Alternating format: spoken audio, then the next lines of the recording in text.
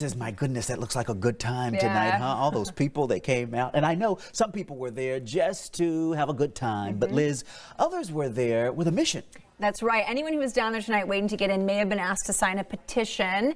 But it turns out the folks behind that petition, I've been following them for the past few weeks. It's a group that is pushing the city of Sacramento to help those who were incarcerated because of marijuana, because of weed, now get to be part of the weed industry. It's a big industry. It is, and they say they should be part of it. Take a listen. As crowds lined the Capitol ahead of the Common concert, I met up with Malachi Sakuaman while he made the rounds gathering signatures. We get you guys to support a petition to support racial justice and marijuana policy. Malachi's mission, as he explained to me in phone conversations over the past few weeks, is to help those who were once busted for selling weed now be allowed back into the growing industry. Hey, how y'all doing? Will y'all sign a petition for marijuana? Men like Stephen Clark, a spoken word poet from Oak Park, who was also at the Capitol helping get signatures for their petition. How did you start selling drugs? Nene was about to be born. I was 17 years old, and I looked around, and I don't know the area or the place where fathers are able to shuck their responsibilities. So you started selling weed to help your child?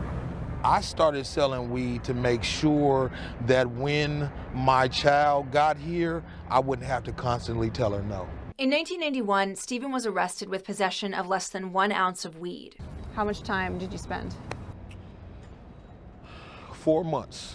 Okay. 4 months in jail. And the problem with the 4 months in jail was not the 4 months in jail. The problem, he said, was what came next. Everything from financial aid to housing to quality of life, everything's been affected.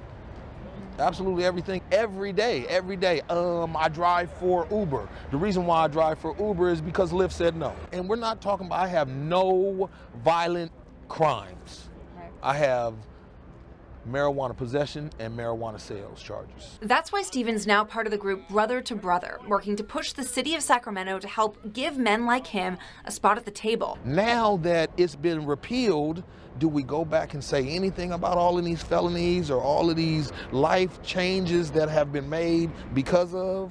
Do we do anything about that, or do we just say, okay, let's just start from here? Because if we just say let's just start from here, then what about me?